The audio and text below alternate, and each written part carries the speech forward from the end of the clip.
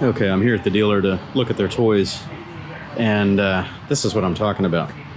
Just silly, crazy deals. 2018 CB500F, $49.99. These are all brand new bikes. These are not used bikes. This is a phenomenal deal. CB300F, brand new, non-ABS version, $29.99. And the showroom is full of this stuff right now. There's a Ninja 650. Where were some of the crazy ones? Here's another pretty crazy one. CBR 300R, brand new, $1,200 off, $34.99. The previous year, 2017, for $29.99. Yeah, that's too many toys. RC 390, brand new, $39.99, $1,500 off. Another 300R, $34.99. CBR 500R, $5K. Here's an 18 RC 390 for $42.99. All these are brand new bikes.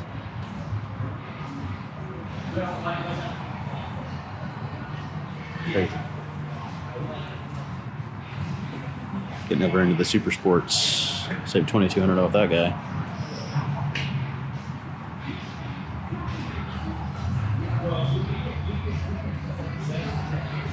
What else do they have stickers on? Anything with a yellow sticker. Brand new MT10, 11. Here's old warehouse specials, $89.99 for a brand new 2015 VFR 800. This is the deluxe that's got all the ride control and all that stuff on it. What else? What else? What else? What else? These are crazy. I was thinking about one of these, but Valkyrie. MSRP was $18, save $8,000, $99.99, brand new. They got a bunch of these in different colors. I don't know how many of them they still have left, but that's a muscle cruiser there.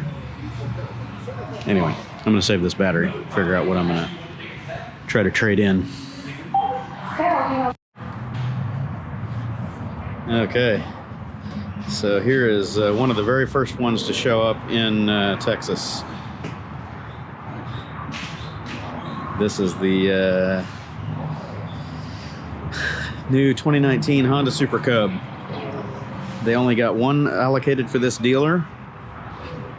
I think most of the dealers are only getting one allocated to them initially. It's a limited release, and I put my deposit on this one 6 months ago.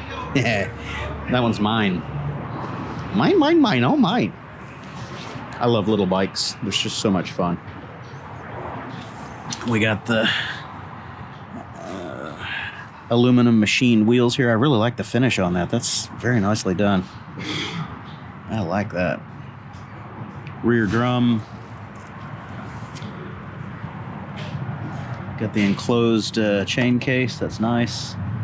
I haven't heard news yet if we're gonna get the accessory kit for this. I'm sure we can order it from Honda America, but the little parcel rack for the back of it, definitely need that for hauling any kind of goodies. I don't know that I'll put a top box on this, but I'll definitely get some bag supports for the side here to keep it away from the tire, and it'll go, you know, kind of drape over that rack. I've already got a set of bags that I'll put on it. The heel toe shifter seems to be different for each market. We have no rubber pad on this, and it's the traditional shifter tip instead of a pad like that. I think some of the other markets had two of these. Even the one I saw at the motorcycle show, I believe, was different. I'll go back on my video and verify that, but little differences. The US model gets these Dumbo ear looking things, but they're not that bad. They actually look pretty good. I think these are very similar to the ones they're putting on the Neo Cafe bikes. Might even be the same ones as the Africa Twin. The foreign markets get a different plate right here, and it's a flush mount turn signal on each side, and their rear light assembly is also different. It's a narrow vertical without the Dumbo ears hanging off the sides, but I don't think that looks bad at all. In fact, that's kind of nice. I may end up getting the Euro type tail light to put on there just because I prefer the look of the Euro one. The other thing that's interesting, in some of the Thai markets, I think, and possibly even the Japanese market, theirs comes with a foot peg set. Now, I don't know if it's available as a factory accessory yet for the passenger seat, but that's just a few months away, I'm sure. But these plugs right here, I can't tell if that's machined in, if it's... no, it looks like those might be removable. They're painted, they're very nice, but I think those will come out. Because I've seen the Japanese models, and it's just a screw-in passenger peg there. I don't really plan on carrying a passenger on here, but definitely having something back here would help with the luggage options. So anyway, I'm going to go in and finish up the paperwork on this guy, and I think it's coming home with me. They've already got my temp tag here. Yep. All right. I need to go find my key fob so I can turn it on and figure out the smart key action and all that. All right, I'm gonna save the battery. All right, everybody, here it is, the first Honda Super Cub in the Houston area, from what I understand. I put a deposit on this thing 6 months ago, maybe longer than that, 6 or 7 months ago, and just inked up all the paperwork and got it done, and taking her home. I forgot to do the initial picture, but it had 0 miles on the odometer. I just rode it around the parking lot a couple times, and now it has 1 mile on the odometer. Anyway, I'll have to make this video short until I get a fresh battery, because the GoPro is about spent. But she's alive and awake. Smart key works a treat. Turn her on. Start it up, and it says 1 mile. Full tank of gas. And we're going to take her home. All right, everybody. We're going to do a second ride video. The first ride was recorded but cut a little short. The GoPro died on the way home. So we have 7 miles on the odometer. I thought we had maybe about 10 or 11, but no. Put that key fob away. We didn't get the side stand here in the US, so I'm going to see how that special order part might go from Japan or wherever. We're just going to take her around the neighborhood and see how things go. So neutral's all the way down. First gear is 1 up. We do have a nice gear indicator here. Helps with these little bikes, know where you're at. You stay here, Grace. You can't come along. Sorry. All right, let's go this way. So it's traditional Honda centrifugal clutch arrangement where you just let off the throttle a little bit and shift. The downshifts can be a little abrupt. I usually wait until I'm almost stopped before I do that.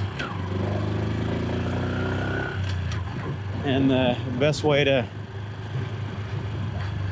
trying to think of the way to explain it. The best way to do the shifts for an experienced rider is you wait until right as you're releasing the lever back down, because that engages the transmission. That was not the way to do it.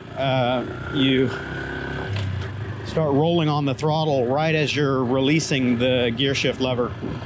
If you do it before, it has that, so. My son's Honda CRF 110 was the same way. You just have to let off the throttle, and the upshifts are a little tricky to learn if you're trying to do it very smoothly. But the downshifts are the ones that'll get you, because they kind of lurch. You can hear it. So if you were to do that in a corner that's wet, it might surprise you a bit, but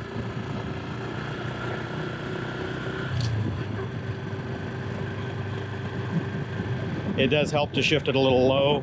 That way you don't have such differences in your engine versus transmission speeds. So, and being a centrifugal clutch, you could probably start this thing off in 3rd or 4th gear. It wouldn't care. You're just going to slip the clutch quite a bit until you get moving, which long term might not be good for the clutch. Here we go. I don't want to dog it too much being brand new.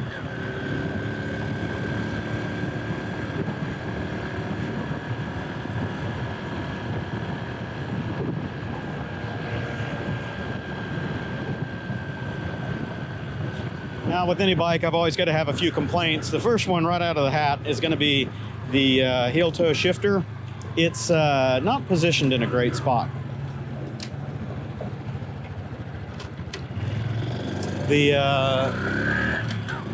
position of that, where I want to put my foot, ball of the foot on the foot peg, I'm resting my heel on the shifter, and that actually causes it to disengage a little bit. So that causes the transmission to slip like you're changing gears. So I'll probably bend that thing down a little bit, or I might just remove that shift yoke completely and put a traditional shifter on there.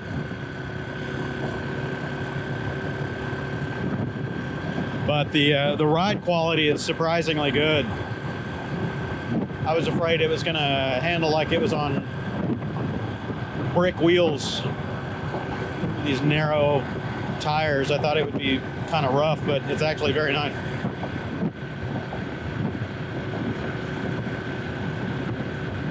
This will handle city streets and commuting around just fine. I'm going to wait till it has a few more miles on it before I start abusing it for top speed tests and that sort of thing, but those will be coming soon.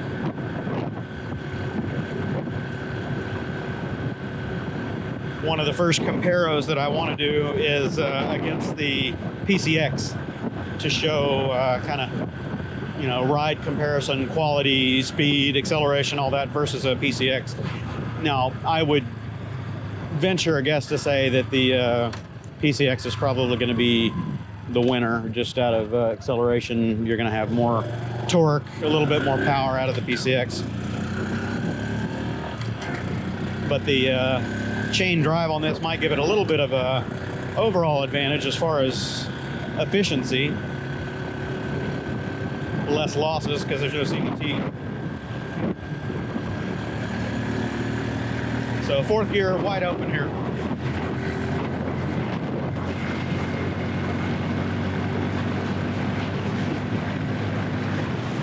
There was 50. Took it a while to get there. PCXs are much faster in that respect. But that was top gear, so I wasn't in a low gear to get the acceleration.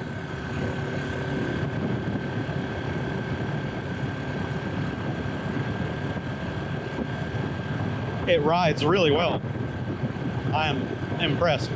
The only thing that's annoying me is my heel. I can't relax my left leg because I'm resting my heel on the shifter, and that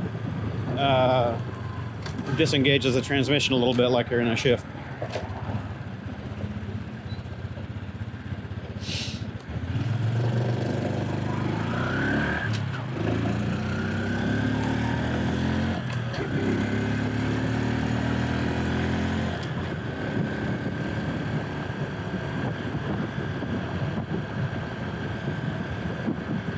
From what I understand, the different markets have a different shifter arrangement. I made note of that in the little video I did yesterday and earlier today. I think that some markets have a different shaped heel toe shift. Others have a pad on there where we don't.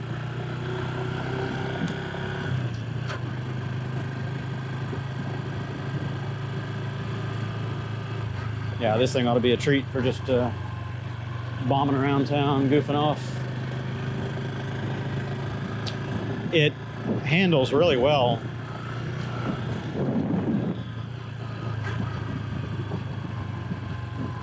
Passing by these neighbors, they see me talking to myself. Probably think I'm nuts.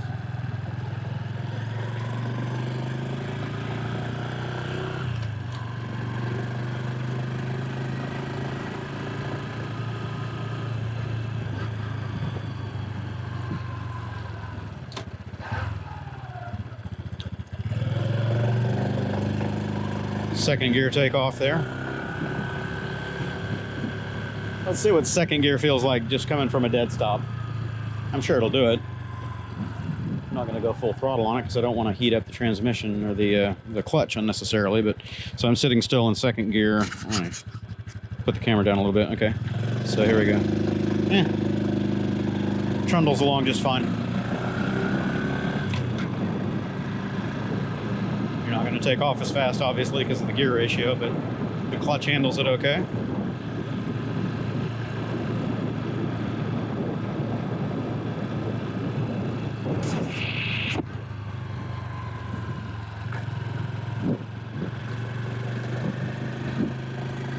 And I'll venture a guess to say this thing is going to get just phenomenal gas mileage, considering it's a Grom motor and those things are known to get 100-ish, and this is probably going to be flogged a lot less vigorously.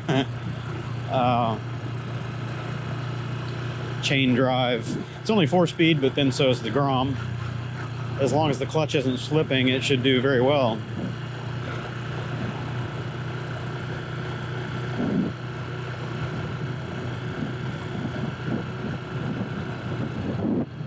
Now, the early reports say that this thing should be capable of 60-ish miles an hour. I heard somebody say 65. Oh, we got a kitty with a hurt paw. I don't know if this thing will do 65. It's going to take you a long time to get there.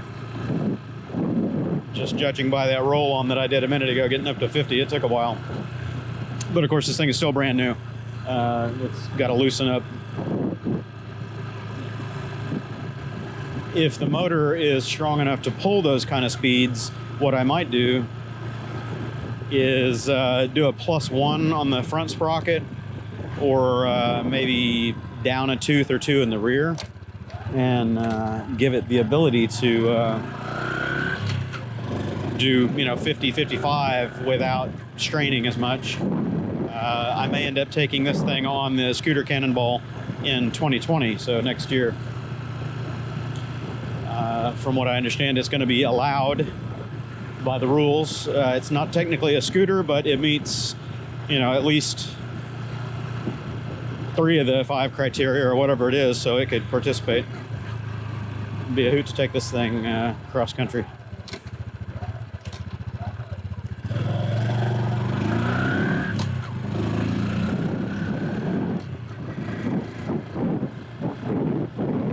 So we're up to a whopping 11 miles now.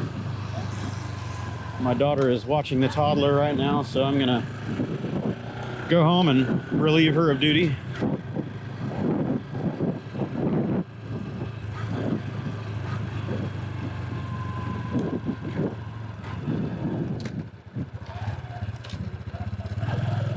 Yeah, it handles these bumps quite nicely. All right, I'm going to end the video here, and if anybody's got questions, please read through the comments below. Subscribe, like, if anything is good, lets me know what to produce. And as always, thanks for tagging along.